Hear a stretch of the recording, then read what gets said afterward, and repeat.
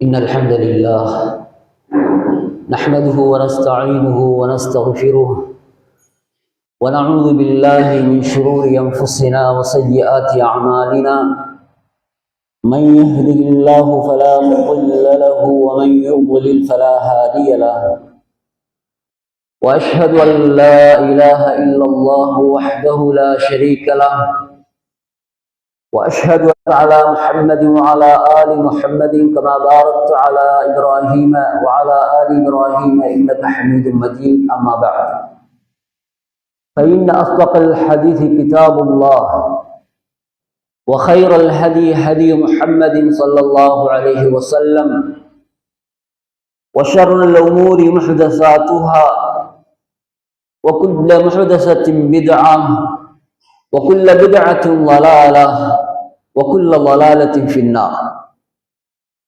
فيقول الله تبارك وتعالى في محكمه التنزيل العظيم والفرقان المجيد: أعوذ بالله من الشيطان الرجيم، بسم الله الرحمن الرحيم.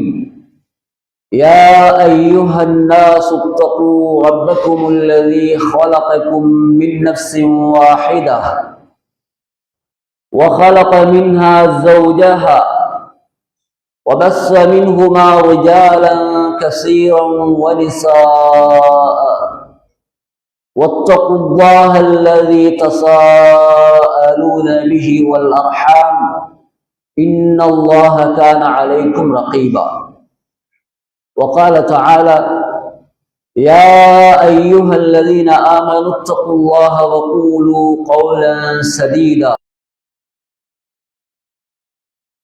يغفر لكم ذنوبكم ومن يطع الله ورسوله فقد فاز فوزا عظيما.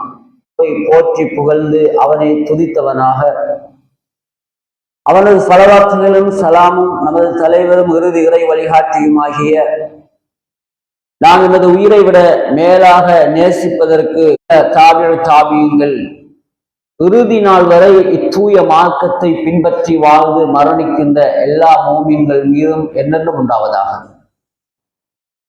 அன்புக்குரிய இஸ்லாமிய சகோதரர்களே, இந்த உலகில் வாழுகின்ற ஒரு முஸ்லிமினுடைய மோமினுடைய இறுதி வெற்றி என்பது அவன் இந்த உலகில் எந்த அளவு சூழம் இறையச்சத்தோடு வாழுகிறானோ அந்த இறையச்சத்தினுடைய வலிமையை பொறுத்துதான் அமைகிறது என்பதை நாங்கள் புரிந்து கொள்ள வேண்டும். இறையச்சம் என்பது ஒரு மோமினுடைய உயிர் நாடி என்பதனால்தான் ஒவ்வொரு நொடிப்பொழுதிலும் நாங்கள் இறையச்சத்தோடு வாழ வேண்டும் என்று அல்லாஹ்வினாலும் அவருடைய தூதரினாலும் வழிகாட்டப்பட்டிருக்கின்றோம். நபிகள் நாயகம் ஸல்லல்லாஹு அலைஹி வஸல்லம் அவர்களுடைய அதிகமான உபதேசங்களை எடுத்து பார்க்கும் பொழுது தனிப்பட்ட நபர்களிலும் சரி, சமூகத்துக்கு மத்தியிலும் சரி, அறிவுரைகள் சொல்லுகிற பொழுது அல்லாஹ்வை பயந்து கொள்ளுங்கள் என்கிற விடயத்தை முன்னிலைப்படுத்தி இருப்பதை நாம் பார்க்கிறோம். இத்தகில்லாஹ ஹைதுமா குன்த், நீ எங்கிருந்தாலும் அல்லாஹ்வை பயந்து கொள் என்று அல்லாஹ்வுடைய தூதர் சொன்ன அந்த அறிவுரை இன்று வரையிலும் ஆதாரபூர்வமான ஒரு நபிமொழியாக பதிவு செய்யப்பட்டு அந்த வசியத் ஒவ்வொரு உபதேசங்களிலும் மார்க்க அறிஞர்களினால் முன்னிலைப்படுத்தப்படக்கூடிய அளவிற்கு முக்கியத்துவம் பெற்றிருக்கிறது. ஏனென்றால் இறையச்சத்தை எவ்வளவு தூரம் நாங்கள் ஆழமாக புரிந்து கொண்டு அந்த இறையச்சத்தை எங்களுடைய வாழ்வில் ஒன்றாக நாங்கள் ஒன்றித்து பயணிக்கும் பொழுது எங்களுடைய வாழ்க்கை செம்மைப்படுத்தப்பட்ட வாழ்க்கையாக, நெறிப்படுத்தப்பட்ட வாழ்க்கையாக, ஆரோக்கியமான ஒரு வாழ்க்கையாக அமையும் என்பதிலே எந்த விதமான சந்தேகமும் கிடையாது.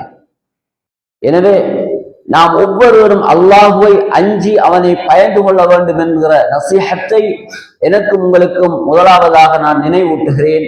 அல்லாஹ்வை பயந்து கொள்ளுங்கள், அல்லாஹ்வை அஞ்சி கொள்ளுங்கள். கண்ணியத்துக்குரிய சகோதரர்களே, இந்த உலகத்திலே அல்லாஹ் ரப்பல் ஆலமீன் மனித குலம் சிறப்புற்று வாழ வேண்டும் என்பதற்காக எண்ணற்ற பல அருட்கொடைகளை சொரிந்திருக்கின்றார்.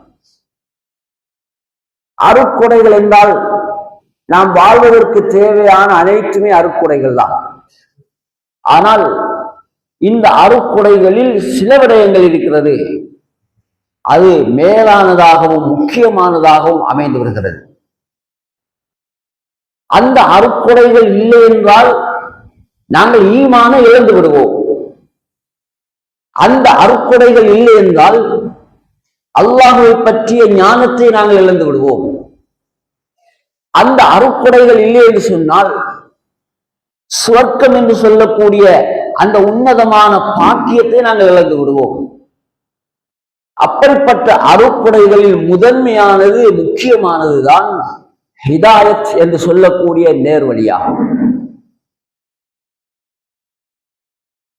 இஸ்லாத்தை ஏற்று ஈமானை அரவணைத்துக் கொண்டு வாழுகின்ற அந்த வாழ்க்கை முறைதான் நேர்வழி பெற்றவர்களுடைய வாழ்க்கை முறை. இந்த ஹிதாயத்தை யார் இழந்து விடுகிறானோ அவன் பெரும் பாக்கியத்தை இழந்து விட்டான். யார் ஹிதாயத்தை இழந்து விடுகிறானோ அவன் சொர்க்கம் போகும் பாக்கியத்தை இழந்து விடுகிறான். யார் ஹிதாயத்தை இழந்து விடுகிறானோ அவன் அல்லாஹ்வுடைய பொருத்தத்தை பெறக்கூடிய நற்பாக்கியத்தை இழந்து விடுகிறான். யார் ஹிதாயத்தை இழந்து விடுகிறானோ அவன் நரகில் நுழைகின்ற அந்த இக்கட்டான சூழ்நிலையில் மாட்டிக்கொள்வான். யார் ஹிதாயத்தை இழந்து விடுகிறானோ அவன் ஷைத்தானினுடைய அந்த பயங்கரமான சதி வலையிலே சிக்கிக் கொள்வான். எனவே இந்த ஹிதாயத்தின் மூலம் அல்லாஹ் ரப்புல் ஆலமீன் தன்னுடைய அடியார்களை பாதுகாக்கின்றார். அந்த பாக்கியத்தை நானும் நீங்களும் பெற்றிருக்கின்றோம். அந்த பாக்கியத்தை நாம் அடைந்திருக்கின்றோம். அதை இழந்து விடாமல் பாதுகாத்துக் கொள்வது எங்கள் மீது உள்ள பொறுப்பு என்பதை நாம் யாரும் மறந்துவிடக் கூடாது. எனவே அதிகமாக அல்லாஹ்விடத்திலே துஆ செய்ய வேண்டும். நாம் பெற்ற நேர்வழியில் நிரந்தரமாக இருந்து நாம் மரணிக்கும் பொழுது நேர்வழி பெற்றவர்களாகவே மரணிக்கக்கூடிய பாக்கியத்தை தாயா அல்லாஹ் என்று கேட்டு பெற்றுக் கொள்ள வேண்டும். இஹ்தினஸ் ஸிராத்தல் முஸ்தகீம் ஸிராத்தல் லதீன அன்அம்த அலைஹிம் கைரில் மக்தூபி அலைஹிம் வலல்லாலீன். சூரத்துல் ஃபாத்திஹாவினுடைய 3வது கட்டமாக வருகிற இந்த துஆ நாம் ஒவ்வொரு தொழுகையிலும் ஒவ்வொரு ரக்அத்திலும் ஓதக்கூடிய இந்த கிராஅத்தில் வரக்கூடிய இந்த துஆ, இதுதான் நேர்வழியை நாம் கேட்டு பெற வேண்டும் என்று அல்லாஹு தஆலா நமக்கு காட்டிய ஆக சிறந்த வழிமுறையாகும். யா அல்லாஹ், யார் மீது நீ அருள் புரிந்தாயோ அத்தகையவர்கள் சென்ற அந்த நேர்வழியில் எங்களையும் செலுத்துவாயாக. உனது கோபத்துக்குரியவர்கள், வழிதவறி போனவர்கள், அவர்கள் சென்ற அந்த வழிகேட்டில் எங்களை செலுத்தி விடாதே. மாறாக உனது அருளுக்குரியவர்கள், உனது ஞானத்தை பெற்றுக் கொண்டவர்கள் இருக்கிறார்களே, அத்தகையவர்கள் சென்ற அந்த நேரான வழியில் எங்களை செலுத்துவாயாக என்று கேட்கிற இந்த துஆவை நாம் எல்லாம் பொருள் விளங்கி அல்லாஹ்விடத்திலே பிரார்த்திக்க கடமைப்பட்டிருக்கிறோம். கண்ணியத்துக்குரிய சகோதரர்களே, நேர்வழியை தக்க வைத்துக் கொள்வது கற்றுத் தருகிறது. நாங்கள் உண்மையில் அல்லாஹ் பெரும்பாலும் பாதுகாக்க வேண்டும். பெரும்பாலும் நாங்கள் இஸ்லாத்தை எந்தவித தியாகமும் இல்லாமல் அடைந்தவர்களாக, தியாகங்கள் இன்றி நாம் பெற்றுக்கொண்டது. ஆனால் அதனால்தான் இந்த ஹிதாயத்தினுடைய முக்கியத்துவத்தை நாங்கள் உணரவில்லை. வழிகேட்டில் இருந்து நேர்வழியில் வந்தவர்கள் தியாகங்களோடு இந்த நேர்வழியை அடைந்த வரலாறு, இப்படி பெரும் பெரும் சிரேஷ்ட நபித்தோழர்களினுடைய வரலாறுகளை பார்க்கிற பொழுது, யா அல்லாஹ், நாங்கள் கேவலத்தில் இருந்தோம், இந்த பரிசுத்தமான இஸ்லாத்தை கொண்டு நீ எங்களை கண்ணியப்படுத்தினாய், உனக்கே அனைத்து புகழும் என்று அல்லாஹ்வை புகழ்வார்கள். இழிவில் இருந்தோம், எங்களை நீ கண்ணியப்படுத்தினாய். ஒரு மோசமான கலாச்சாரத்தில் இருந்தோம், தூய கலாச்சாரத்தை கொண்டு எங்களை நீ தூய்மைப்படுத்தினாய் என்றெல்லாம் சொல்லி அல்லாஹ்வை அவர்கள் புகழ்ந்ததனுடைய ரகசியம் என்னவென்றால், வழிகேடு என்பது எவ்வளவு பெரிய துர்நாற்றமுள்ள ஒரு சித்தாந்தம் என்பதனையும், நேர்வழி என்பது எவ்வளவு நறுமணம் கமழுகின்ற தூய வழி பாதை என்பதையும் அவர்கள் ஒப்பு நோக்கி அறிந்து கொண்டார்கள். அதனால் ஹிதாயத்தினுடைய அந்த தாக்கத்தை சரியாக அவர்கள் புரிந்து கொண்டு அதன் மூலம் மனமாற்றம் அடைந்த அந்த மூமின்களை பொறுத்தவரையில் இஸ்லாத்தை தக்க வைத்துக் கொள்வதற்காக தங்களுடைய சொந்த பந்தங்கள், சொத்துக்கள், செல்வங்கள் அனைத்தையும் இழந்துவிட்டு இஸ்லாத்தை பாதுகாத்தார்கள். எனவே அந்த வகையில் அன்புக்குரிய சகோதரர்களே, நாம் அடைந்திருக்கின்ற இந்த நிஅமத்தை, இந்த இஸ்லாம் என்று சொல்லக்கூடிய கண்ணியமான மார்க்கத்தை நாங்கள் பாதுகாத்து அது நிரந்தரமாக இருந்து நாங்கள் மரணிக்க வேண்டுமாக இருந்தால் இஸ்லாம் சொல்லக்கூடிய சிறந்த அந்த வழிகாட்டல்களில் நாம் பயணிக்க வேண்டும். அதில் ஆக முக்கியமான ஒரு விடயம்தான் அன்புக்குரிய சகோதரர்களே, மார்க்க அறிவை கற்றுக்கொள்ளுதல் என்ற விடயம். யாருக்கு அல்லாஹ்வை பற்றிய பூரணமான அறிவும் தெளிவும் இருக்குமோ, மலக்குமார்களை பற்றிய பூரணமான தெளிவு இருக்கிறதோ, ஆகிராவை பற்றிய சரியான தெளிவு இருக்கிறதோ, மார்க்க விடயங்களை பற்றிய சரியான புரிதல் இருக்குமோ, அவர்கள் மிக பலம் பொருந்தியவர்களாக இந்த மார்க்கத்திலே இருப்பார்கள். மிக உறுதி மிக்கவர்களாக அவர்கள் இஸ்லாத்தில் இருப்பார்கள். யாரிடத்திலே அல்லாஹ்வை பற்றிய ஞானம் இல்லையோ, ஆகிராவை பற்றிய ஞானம் இல்லையோ, இஸ்லாத்தை பற்றிய ஞானம் இல்லையோ, அவர்கள் அன்புக்குரிய சகோதரர்களே இலகுவாக ஷைத்தானால் வழிகெடுக்கப்படுவார்கள். அதனால்தான் சஹாபாக்கள் என்று சொல்லக்கூடிய அந்த நேர்வழி பெற்ற சமுதாயத்தினுடைய வரலாற்றில் நாம் பார்க்கிறோம், அவர்கள் இல்மை தேடி கற்றுக்கொண்டார்கள், இல்மை கேட்டு அறிந்து கொண்டார்கள். தாபிஈன்களுடைய வரலாறை பார்க்கிறோம், மார்க்கத்தை தியாகத்தோடு கற்று அறிந்து அவர்கள் செயல்வழியில் கொண்டிருந்தார்கள் என்பதை நாம் பார்க்கின்றோம். இந்த இல்மினுடைய முக்கியத்துவத்தை பற்றி அல்லாஹ் சொல்லும் பொழுது, இதனுடைய பெருமதியையும் அதன் பெருமானத்தையும் பற்றி அல்லாஹ் சொல்லும் பொழுது என்று சொல்கிறான், யாருக்கு கல்வி ஞானம், அல் குர்ஆனுடைய ஞானம், அஸ்ஸுன்னாவின் ஞானம் ஊட்டப்படுகிறதோ, யாருக்கு வழங்கப்படுகிறதோ, அவர்கள் எவ்வளவு பெரிய பாக்கியசாலிகள் என்று அல்லாஹ் சொல்கிறான் என்றால், அதிகமான நலவுகள் அவர்களுக்கு கொடுக்கப்பட்டிருக்கிறது என்று சொல்கிறான். அது சாதாரணமாக சொல்லவில்லை, ஃபகது ஊத்திய என்று அல்லாஹ் சொல்கிறான். மிக அழுத்தமாக, உறுதியாக, அரபு மொழி இலக்கணத்தில் ஒரு செய்தியை அழுத்தமாக, மிக உறுதியாக அதைவிட சொல்ல முடியாது என்ற அடிப்படையில் எவ்வளவு தூரம் அது உறுதிப்படுத்தி சொல்வதற்கு எந்த உபாயங்களை கடைபிடிக்க வேண்டுமோ அந்த உபாயங்களை அல்லாஹ் கடைபிடித்து சொல்கிறான். யாருக்கு ஹிக்மத் எனும் ஞானம் வழங்கப்படுகிறதோ, அது குர்ஆனுடைய வஹீனுடைய அறிவு வழங்கப்படுகிறதோ, அவர்கள் அதிகமான நலவுகள் கொடுக்கப்பட்டு விட்டார்கள் என்று அல்லாஹ் சொல்கிறான். பெரும் பாக்கியங்கள் கொடுக்கப்பட்டவர்கள் என்று அல்லாஹ் சொல்கிறான். ஆனால் இந்த விடயத்தை அறிவுடையவர்களை தவிர மற்றவர்களால் உணர்ந்து கொள்ள முடியாது என்றும் அல்லாஹ் சொல்கிறான். யுக்தில் ஹிக்மத மன் யஷா, இந்த கல்வி ஞானம் என்பதை அல்லாஹ் நாடியவர்களுக்கு தான் கொடுக்கிறான். ومن يؤت الحكمة فقد أوتي خيرا كثيرا, யாருக்கு அந்த அறிவு ஞானம் கொடுக்கப்பட்டு விட்டதோ அவர் அதிகமான பாக்கியம் நலவுகள் கொடுக்கப்பட்டவராகும். وما يذكر إلا أولو الألباب, இதை அறிவுடையவர்களை தவிர வேறு யாராலும் உணர்ந்து கொள்ள முடியாது என்று அல்லாஹ் சொல்கிறான்.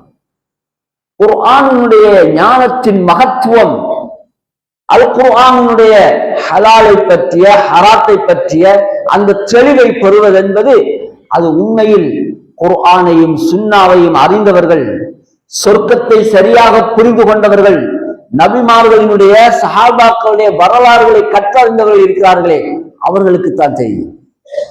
அப்படிப்பட்டவர்களாக குர்ஆனை ஓதுவதற்கு முக்கியத்துவம் கொடுப்பார்கள், ஹதீஸ்களை படிப்பதற்கு முக்கியத்துவம் கொடுப்பார்கள், குர்ஆனை மனனம் செய்வதற்கு முக்கியத்துவம் கொடுப்பார்கள், ஹலால் ஹராம் பற்றிய தெளிவை அறிந்து கொள்வதற்கு முக்கியத்துவம் கொடுப்பார்கள்.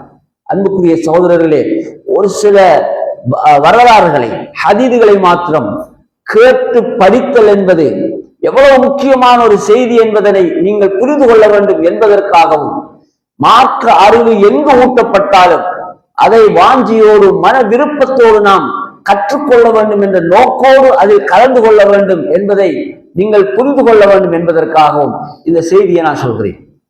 அன்புக்குரிய சகோதரர்களே, நாமெல்லாம் அறிந்த ஒரு வரலாறு ஹதீஸ் ஜிப்ரீல், ஜிப்ரீலினுடைய ஹதீஸ் என்று பிரபல்யமாக சொல்லப்படக்கூடிய ஒரு ஹதீஸ். நபி அவர்களோடு உமர் ரலியல்லாஹு போன்ற சிரேஷ்ட நபி தோழர்கள் இருந்து கொண்டிருக்கிற அந்த சபைக்கு ஜிப்ரீல் அலைஹிஸ்ஸலாம் மனித தோற்றத்தில் வருகிறார்கள். அதுவரையும் நபி அவர்களை தவிர அங்கிருந்த யாருக்கும் வேறு மலக் என்று தெரியாது. அவர் எப்படி வருகிறார் என்பதையும் அவருடைய செயற்பாடுகள் எப்படி இருந்தது என்பதையும் சஹாபாக்கள் மிகவும் கவனமாக நோட்டமிட்டிருக்கிறார் என்பதை அந்த ஹதீஸினுடைய அந்த அறிவித்த முறையை வைத்து நாம் புரிந்து கொள்ளலாம். இந்த ஹதீஸை அறிவிக்கக்கூடிய உமர் பின் கத்தாப் ரலியல்லாஹு அன்ஹு அவர்கள் என்ன சொல்கிறார்கள் என்றால், ஒரு மனிதர் வந்தார். அவர் எப்படிப்பட்டவர் என்று சொன்னால், ஷதீது சவாது ஷாப் வலா யுரா அலைஹி அதரு ஸஃபர் வலா யஅரிஃபுஹு மின்னா அஹத் என்று சொல்கிறார். அதாவது அவர் கடுமையான வெண்ணிற ஆடை உடையவர். அவருடைய ஆடை வெள்ளை நிறமாக இருந்தது. அவருடைய முடி கருமையாக இருந்தது. அவர்கள் பயணத்துக்கான எந்த அடையாளங்களும் தென்படவில்லை. ஆனால் அவர் யார் என்பதை எங்களில் யாரும் அறிந்து கொள்ளவும் இல்லை.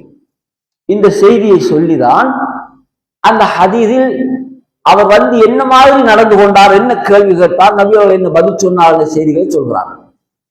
இதை மேலோட்டமாக பார்க்கும் பொழுது ஒரு சரித்திரம் போன்று மாத்திரம்தான் எங்களுக்கு தெரியும். ஆனால் இல்மை கற்றுக்கொள்ளக்கூடிய மாணவர்களாக இருந்த சஹாபாக்கள் அந்த இல்மை கற்றுக்கொள்கிற பொழுது புறச்சூழல்களையும் எப்படி அவதானித்திருக்கிறார்கள் என்பதையும், அவர் என்னென்ன விதமாக அந்த இல்மை கற்றுக்கொள்ளும் பொழுது தங்களுடைய அந்த மதிநுட்பங்களை கையாண்டிருக்கிறார்கள் என்கிற அந்த ரகசியத்தை எங்களால் புரிந்து கொள்ள முடியும். சாதாரணமாக ஒருவர் வந்தார் என்று சொல்லவில்லையே. ஷதீது பயாவு சியாப், ஷதீது சவாது ஷாப், இந்த தகவல்களை எல்லாம் ஏன் அவர்கள் நோட்டமிட்டார்கள் என்று பார்க்கும் பொழுது, அன்புக்குரிய சகோதரர்களே, ஒருவர் வருகிறார் என்று சொன்னால் அவர் யார் என்பது எங்களுக்கு தெரிந்திருந்தால், மதீனா வாசியாக இருந்தால் இன்னவர் என்று எங்களுக்கு புரிந்திருக்கும். எனவே அவரில் பயணத்துக்கான அடையாளம் தெரியவில்லை என்பது ஒரு பெரிய விடயம் கிடையாது. ஏனென்றால் அவர் தொலைவில் இருந்து வரவில்லை. அவர் தங்களுக்கு அருகில் இருந்து வந்திருக்கிறார், பக்கத்தில் இருந்து வந்திருக்கிறார். அவர் பெரிய ஒரு செய்தியாக இருக்காது. ஆனால் இந்த மனிதரை பார்க்கும் பொழுது மனித தோற்றத்தில் தான் அவர் வருகிறார். வெள்ளை நிற ஆடையாக இருக்கிறது. முடியிலும் தூசி படவில்லை. பயணம் செய்தால் ஒருவர் எப்படி அலங்கோலமாக இருப்பாரோ அந்த அடையாளங்களும் கிடையாது. அப்படி என்றால் எல்லோருக்கும் தெரிந்த ஒருவராக இருந்திருக்க வேண்டும். ஆனால் எங்களில் யார் இவர் யார் என்பதையும் அறியவில்லை. அப்படியானால் இதில் ஏதோ ஒரு மர்மம் இருக்கிறது, ஒரு ரகசியம் இருக்கிறது என்று சொல்லி சஹாபாக்கள் கூர்ந்து அவதானிக்கிறார்கள். இவர் வருகிறார், அல்லாஹ்வுடைய தூதருக்கு முன்னால் அமர்கிறார். அவர் தன்னுடைய தொடைகளில் தன்னுடைய 2 கைகளையும் வைக்கிறார். அல்லாஹ்வுடைய தூதரிடத்திலே கேட்டு சில விடயங்களை அறிகிறார். முதலாவதாக ஈமான் என்றால் என்ன என்று கேட்கிறார். அல்லாஹ்வுடைய தூதர் ஈமான் கொள்ள வேண்டிய அந்த 6 அம்சங்களை அப்படியே சொல்கிறார்கள். சொன்ன மாத்திரத்தில் உடனே சதப்த, நீ உண்மை வைத்து விட்டீர் என்று சொல்கிறார். இப்ப உமரல்லா சொல்கிறார்கள், அவர் உண்மை உரைத்து விட்டீர் என்று சொன்னதும் நாங்கள் ஆச்சரியப்பட்டோம். ஏனென்றால் அவர்தான் கேட்கிறார், பிற உண்மையும் படுத்துகிறார். இது என்ன ஆச்சரியம்? அப்ப இவர் யார்? உண்மைப்படுத்துதல் என்றால் அவர் ஏற்கனவே அறிந்திருக்க வேண்டும். எனவே தெரிந்த விடயத்தை ஏன் இவர் கேட்டார்? தெரியவில்லை என்றால் உண்மை உரைத்தீர் என்று எப்படி சொல்ல முடியும்? இரண்டாவது இஸ்லாத்தை பற்றி கேட்கிறார். நபி அவர்கள் சொல்கிறார்கள், அதற்கும் அப்படியே செய்கிறார். அதன் பிறகு இஹ்சான் என்றால் என்ன என்று கேட்கிறார். அதற்கு ரசூலுல்லாஹ் சொல்கிறார்கள். அதன் பிறகு கியாம நாள் எப்பொழுது வரும் என்று கேட்கிறார். அதற்கு நபி அவர்கள், கேள்வி கேட்கப்படுபவர் அவரை விட கேள்வி கேட்பவர்களை பற்றி நன்கு அறிந்தவர் என்று சொன்னார்கள். கேள்வி கேட்கப்படக்கூடிய என்னை விட கேள்வி கேட்பதற்கு இதை பற்றி நன்கு தெரியும் என்றார்கள். என்னவென்றால், கியாம நாள் எப்பொழுது வரும் என்பது அல்லாஹ்வை தவிர யாருக்கும் தெரியாது. கியாம நாள் எப்பொழுது வரும் என்பது அதை பற்றி அறிவு அல்லாஹ்வுக்கு மட்டும்தான் இருக்கிறது என்பது கேள்வி கேட்கப்படக்கூடிய என்னை விட கேள்வி கேட்கக்கூடிய உங்களுக்கு நன்கு தெரியும் என்று சொன்னதுதான் அது. உடனே அந்த அடையாளங்களை கேட்ட பொழுது நபிகள் அடையாளங்களை சொன்னார்கள். அதன் பிறகு அவர் சென்று விட்டார். சென்ற பிறகு சற்று நேரம் அமைதியாக நாங்கள் எல்லோரும் இருந்தோம். அப்பொழுதுதான் நபி அவர்கள் உமருல்லா பார்த்து கேட்கிறார்கள், யா உமர் அத்ததிரி மனிசாயில், கேள்வி கேட்டவர் யார் என்று தெரியுமா என்று கேட்டார்கள். அப்பொழுது அல்லாஹ்வும் அவருடைய தூதரும் தான் அறிவார்கள் என்று சொன்ன பொழுது, இது ஜிப்ரீல் உங்களுக்கு மார்க்கத்தை கற்றுத் தருவதற்காக வந்து போனார் என்று நபி அவர்கள் சொன்னார்கள் என்கிற செய்தி ஹதீது ஜிப்ரீல் என்று மஷ்ஹூரான ஒரு ஹதீதாக பதிவு செய்யப்பட்டிருக்கிறது. நான் சொல்ல வரும் விடயம் என்னவென்றால், இந்த ஹதீதில் பல விடயங்கள் இருக்கிற சகோதரர்களே. ஒன்று, கற்பித்தல் முறை எவ்வாறு இருக்க வேண்டும் என்பது, கற்றுக்கொள்ளும் மாணவனுடைய முறைமைகள் எவ்வாறு இருக்க வேண்டும், ஒரு இல்முடைய மஜ்லிஸிலே உள்ளவர்கள் அவதானம் எப்படி இருக்க வேண்டும் என்கிற பல விடயங்களை எடுத்து சொல்லக்கூடிய ஒரு செய்தியாகவும், கற்றுக்கொள்ளலில் அகீதா முன்னிலைப்படுத்தப்பட வேண்டும் என்கிற ஒரு பரம ரகசியத்தை உடைத்து சொல்லக்கூடிய ஒரு வரலாறாகவும் இருப்பதை நாம் பார்க்கிறோம். ஜிப்ரீல் அலைஹிஸ்ஸலாம் முதலாவதாக ஈமானை பற்றி கேட்டார். ஈமானில் முதலாவது அம்சம் அல்லாஹ்வை பற்றிய ஞானம். அல்லாஹ்வை பற்றிய சரியான புரிதல் இருந்தால், அல்லாஹ் என்றால் அஞ்சக்கூடிய உள்ளங்களாக நம்முடைய உள்ளம் மாறிவிடும். அல்லாஹ்வை பற்றிய சரியான தெளிவு இருந்தால், அவன் பொருந்தும் விதத்தில் வாழ வேண்டும் என்ற ஆர்வம் எங்களுக்குள்ளே உண்டாகும். அல்லாஹ்வுடைய திருப்தியை அடைவதற்காக எதையும் இழக்க முடியும் என்கிற அந்த தியாக உணர்வுகள் எங்களிலே உண்டாகும். அல்லாஹ்வுக்காக வேண்டி எதையும் செய்ய துணிந்தவர்களாக நாங்கள் மாறுவோம். எனவே ஒவ்வொரு மோமினும் அல்லாஹ்வை பற்றி சரியாக அறிந்து கொள்ள வேண்டும். அல்லாஹ்வை பற்றிய முழுமையான ஞானம் எங்களிடம் இருக்க வேண்டும். அப்பொழுதுதான் இதா ذُكِرَ வஜ்லத் குலூபுஹும், அல்லாஹ் என்று எடுத்துரைக்கப்பட்டாலே அட உள்ளங்கள் நடுநடுங்கும் என்று குர்ஆன் சொல்லக்கூடிய அந்த மனமாற்றம் எங்களிடம் உண்டாகும். இத்தகில்லாஹ், நீ அல்லாஹ்வை பயந்தோடு என்று சொன்னால் கோடான கோடுகள் வந்தாலும் அதை உதறி எறிந்து விட்டு படைச்ச ரப்புக்காக எதையும் தியாகம் செய்து நான் அல்லாஹ்விடம் கலப்பற்ற தூய மூமினாக இருக்க வேண்டும், அல்லாஹ்வின் முன்னால் நான் கண்ணியமான அவனுடைய அடியானாக காட்சி தர வேண்டும் என்று ஒரு மூமின் விரும்புவான். அல்லாஹ்வுக்கு முன்னால் நான் போக வேண்டி இருக்கிறதே என்று அஞ்சக்கூடியவர்களை பொறுத்தவரை அது ஈமானுடைய அடையாளம் மட்டுமல்ல, அவர்களுக்கு நாளை மறுமையிலே விசேடமான சுவர்க்கத்தை அல்லாஹ் வழங்குவான் என்று குர்ஆன் சொல்வதை நாம் பார்க்கிறோம். எனவே கண்ணியத்துக்குரிய சகோதரர்களே, அந்த அச்ச உணர்வு இல்லாதவர்களை பொறுத்தவரை அவர்களிடத்தில் அல்லாஹ்வை பற்றிய பெருமதி இல்லாமல் போய்விடும். இன்று நாங்கள் பார்க்கிறோம். அன்புக்குரிய சகோதரர்களே, அல்லாஹ் என்று சொல்லப்பட்டாலும், 1000 விருத்தம் நீங்கள் அல்லாஹ்வை பயந்து கொள்ளுங்கள் என்று சொல்லப்பட்டாலும், என்ற உள்ளத்திலே அது தாக்கத்தை செலுத்தவில்லை என்று சொன்னால், என்னை படைத்த ரப்பை பற்றிய ஞானம் எனக்கு இல்லை என்பதுதான் பொருளாகும். அவனை பற்றிய சரியான அறிவும் தெளிவும் எனக்கு கிடையாது என்பதுதான் பொருளாகும். நிச்சயமாக அல்லாஹ் எதையும் செய்யும் ஆற்றல் உள்ளவனாக இருக்கிறான் என்றால் அவனுடைய பொருள் என்ன? யாவற்றையும் பார்ப்பவனாக இருக்கிறான், யாவற்றையும் கேட்பவனாக இருக்கிறான், யாவற்றையும் அறிபவனாக இருக்கிறான், யாவற்றையும் கண்காணிப்பவனாக இருக்கிறான். அல்லாஹ் பிடித்தால் அவனது பிடி கடுமையானது, அல்லாஹ் தண்டித்தால் அவனுடைய தண்டனை பயங்கரமானது. அல்லாஹ்வுடைய பிடியிலிருந்து யாரும் தப்ப முடியாது. அல்லாஹ்வுடைய தண்டனையிலிருந்து அவன் யார் மீது அருள் புரிந்து மன்னிக்கிறானோ அவர்களை தவிர யாராலும் தப்ப முடியாது.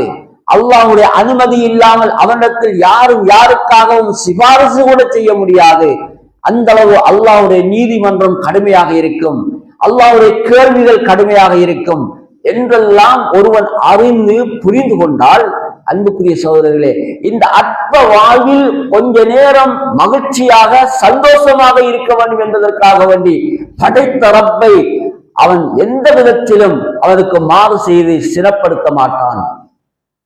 படைத்த ரப்பை கோபத்துக்குள்ளாக்க மாட்டான். அதனால்தான் இஸ்லாமிய வரலாற்றில் நாம் பார்க்கிறோம், ஒரு முஸ்லிம் இஸ்லாத்தில் காலடி எடுத்து வைத்தாலே அவன் முதலாவதாக தெரிந்து கொள்கிற விடயம் அல்லாஹ்வை பற்றியது. அல்லாஹ் எங்கே என்றாலும் குர்ஆனில் பதில் இருக்கிறது, சுன்னாவில் பதில் இருக்கிறது, தெளிவும் இருக்கிறது. அல்லாஹ் எப்படி இருக்கிறான் என்றாலும் அதற்கான தெளிவுகள் இருக்கிறது. அல்லாஹ்வுடைய பண்பாடுகளை பற்றிய தெளிவுகள் இருக்கிறது. அவ்வளவு பெரிய அறிவு ஆற்றல் நிறைந்த தெளிவு நிறைந்த ஒரு மூமினாக நாம் மாறும் பொழுது நாங்கள் இஸ்லாத்திலும் ஈமானிலும் மிக மிக உறுதியாக இருப்போம். எங்களை யாராலும் வழிகெடுக்க முடியாது. இதைத்தான் சஹாபாக்களுடைய வாழ்க்கையில் நாம் பார்க்கிறோம். எனவே கண்ணியத்துக்குரிய சகோதரர்களே, நாம் எல்லோரும் அல்லாஹ்வை அஞ்சு கொள்ள வேண்டும், அல்லாஹ்வை பயந்து கொள்ள வேண்டும். அதனால்தான் சஹாபாக்கள் அல்லாஹ் மீது கொண்ட அன்பினால் அவனுடைய மார்க்கத்தை கற்றறிந்தார்கள். குர்ஆன் சுன்னாவை பாதுகாப்பதற்கு தங்களை முழுமையாக அர்ப்பணித்தார்கள். அல்லாஹ்வுடைய கலாமை எப்படி பாதுகாத்தார்கள்? அல்லாஹ்வுடைய கலாமாகிய குர்ஆன் எப்படி பாதுகாக்கப்பட்டது? குர்ஆனுக்கு எவ்வாறான மதிப்பையும் கண்ணியத்தையும் அவர்கள் கொடுத்தார்கள். அல் குர்ஆனை அவர்கள் அந்த அளவு சூரம் பாதுகாத்து கண்ணியப்படுத்தியது ஏனென்றால் அல்லாஹ்வை பற்றிய அறிவும் புரிதலும் தான். படைச்ச ரப்பினுடைய மகத்துவம் உள்ளத்தில் இருந்ததனால் அவருடைய கலாமை கண்ணியப்படுத்தினார்கள். படைத்த ரப்பை பற்றிய மகத்துவம் உள்ளத்தில் இருந்த காரணத்தினால் அல்லாஹ்வுடைய கலாமை அந்த அளவு சூரம் தங்களுடைய நெஞ்சங்களிலே மனனம் செய்து பாதுகாத்தார்கள். எழுத்து வடிவிலே பாதுகாத்தார்கள். அதை ஓதி ஓதி பாதுகாத்தார்கள்.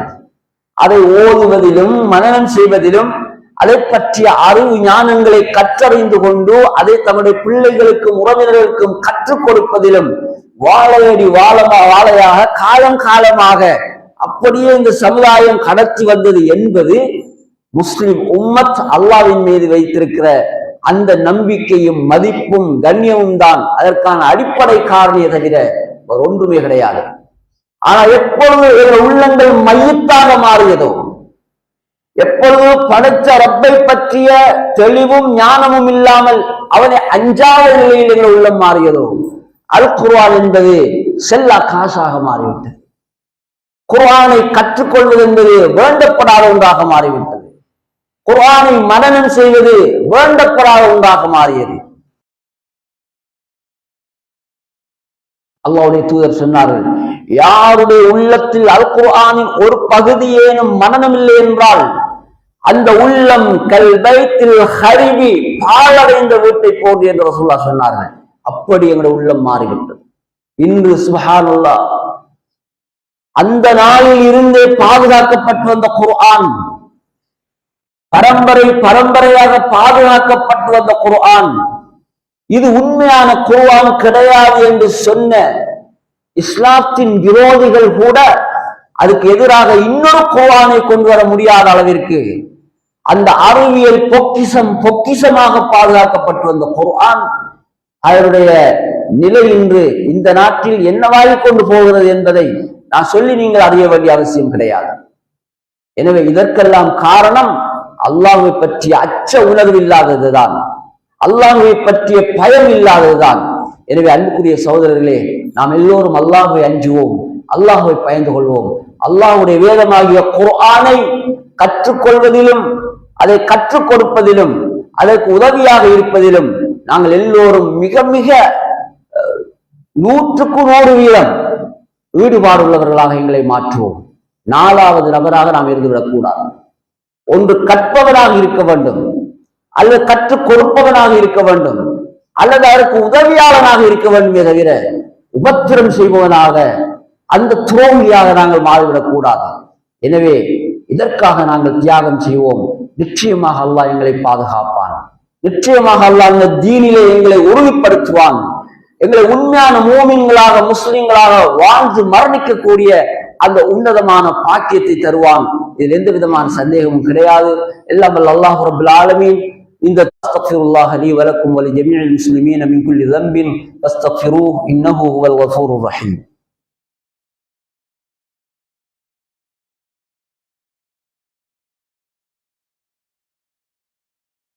الحمد لله رب العالمين والعاقبة للمتقين வஸ்ஸலாத்து வஸ்ஸலாமு அலா நபியினா முஹம்மத் வ அலா ஆலிஹி வ ஸஹ்பிஹி அஜ்மஈன். அம்மா பஅத்.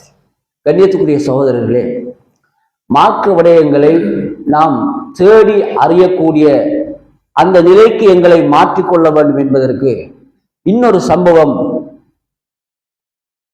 அப்துல்லா பின் மஸ்ஊத் ரலியல்லாஹு அவர்கள் அறிவிக்கக்கூடிய அந்த ஹதீது மிகப்பெரிய ஆதாரமாகும். நிறைய ஹதீதுகள் இருக்கிறது, அதுல இதுவும் ஒரு ஹதீதாகும்.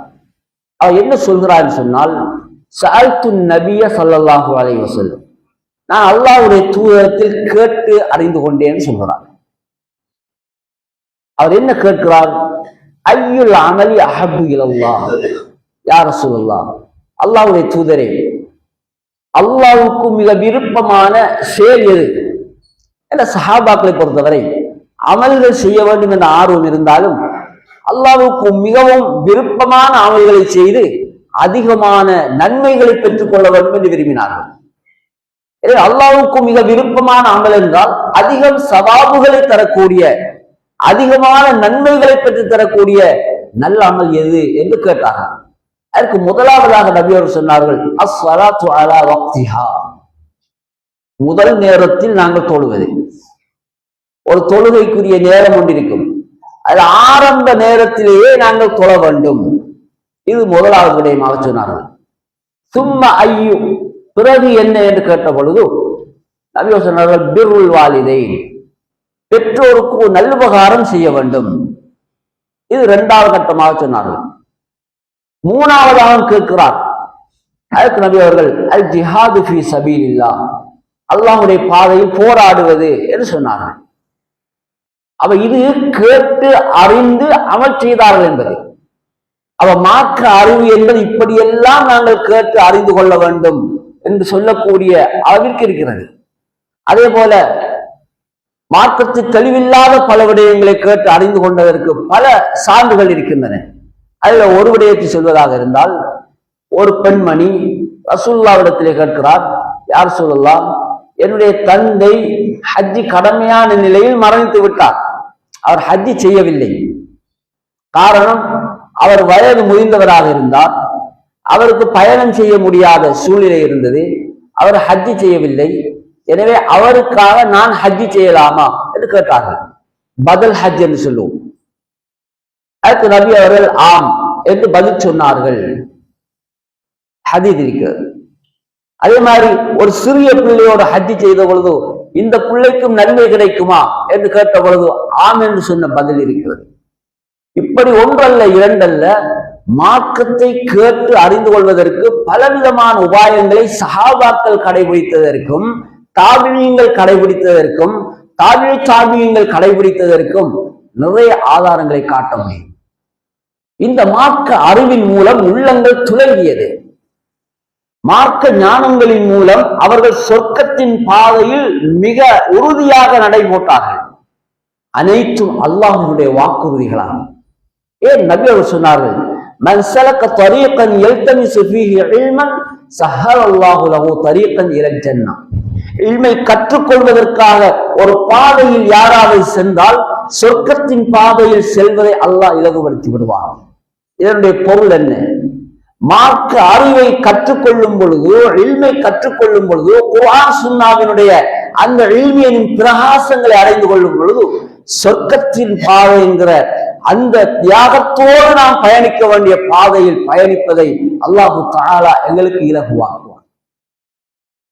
ஷைத்தானினுடைய தீங்குகளில் இருந்து அல்லாஹ் எங்களை பாதுகாப்பான். அந்த சுல்தானிய பலம் எங்களுக்கு இருக்க வேண்டுமானால், அன்பின் சகோதரர்களே, மார்க்க அறிவை கற்றுக்கொள்ளக்கூடிய சந்தர்ப்பங்களை தவற விட்டுவிடக் கூடாது. அந்த காலம் மாதக்கணக்கில் பயணம் செய்து ஒரு ஹதீஸை கற்றுக்கொண்ட காலம். இன்று நொடிப்பொழுதிலே எங்களுடைய கணனிகளினுடைய தரவுகளில் இருந்தே நாங்கள் இல்மை கற்றுக்கொள்ளலாம். அந்த அளவு நவீன பயப்படுத்தப்பட்டு இலவுபடுத்தப்பட்ட ஒரு சூழ்நிலையில் நாம் இருக்கிறோம். ஒவ்வொரு பள்ளிவாசல்களிலும் அழகான முறையில் திட்டமிடப்பட்ட முறையிலே இல்மினுடைய மஜ்லிஸ்கள் இடம்பெற்றுக் கொண்டிருக்கின்றன. எனவே தியாகம் செய்யுங்கள், கால நேரங்களை அர்ப்பணியுங்கள். அந்த வகையில் இன்ஷா அல்லாஹ் நாளை கூட எங்களுடைய இந்த பள்ளிவாசலிலே அஸ்ரில் இருந்து மக்ரிப் வரையும் பெண்களுக்கு பிரத்யோகமாகவும், மக்ரிபில் இருந்து இஷாவுக்கு பின்னால் உள்ள அந்த நேரங்களிலும் ஆண்களுக்கும் பெண்களுக்குமான ஒரு நிகழ்வாகவும் இந்த இல்மினுடைய மஜ்லிஸ் 3 தலைப்புகளிலே இடம்பெறுவதற்கான சிறந்த ஒரு ஏற்பாட்டை நிர்வாகம் செய்திருக்கிறார்கள். இதுல மகரிபுக்கு பின்னால் அந்த நேரத்தை பொறுத்தவரையில் இதுல ஆண்கள் கீழே இருந்தாலும் பெண்களுக்கு மேலே இருப்பதற்கான வாய்ப்புகள் இருக்கிறது. எனவே மகரிபோடு பெண்களுக்கான நிகழ்ச்சி முடிந்து விட்டது என்று இல்லாமல் அவர்கள் தொடர்ந்து என்ன செய்யலாம், இந்த நிகழ்ச்சிகளில் கலந்து கொள்ளலாம். மேலே அதற்கான ஏற்பாடுகள் இருக்கிறது. தொலைக்காட்சியின் ஊடாக கூட என்ன செய்யலாம், அந்த நிகழ்ச்சிகளை கண்டு கேட்டு அவர்கள் பயன்பெற முடியும். எனவே நாம் எல்லோரும் இந்த நிகழ்வுகளில் அதிகமாக கலந்து கொள்ள வேண்டும். சஹாபாக்கள் எப்படி ஒருவரை அழைப்பார்கள், தஆலவ் நுமின் ஸாஅ அல நுஜத்திதி ஈமானனா, வாருங்கள் நாங்கள் எங்களுடைய ஈமானை உறுதிப்படுத்திக் கொள்வோம், ஈமானை புதுப்பித்து பலப்படுத்திக் கொள்வோம் என்று சொல்லி இல்மினுடைய மஜ்லிஸுக்கு சஹாபாக்கள் ஒருவர் மற்றவரை அழைப்பார்கள். இந்த பாரம்பரியத்தை நாங்கள் பின்பற்ற வேண்டும். நாங்கள் வீண் விவாதங்கள் தர்க்கங்களை தவிர்த்து தியாகங்களோடு இல்மை கற்றுக்கொள்வது, எங்களுடைய குறைகளை அறிந்து அதை நிவர்த்தி செய்தல் என்ற அந்த மாண்புமிகு பணிகளில் ஈடுபட வேண்டும். அந்த சிறந்த பணிகளில் ஈடுபட வேண்டும். என்னுடைய வயது 40, 50, 60, 70 தாண்டினாலும் நான் மாணவன் தான் என்ற அந்த பக்குவமான நிலைக்கு எங்களை நாங்கள் உட்படுத்த வேண்டும்.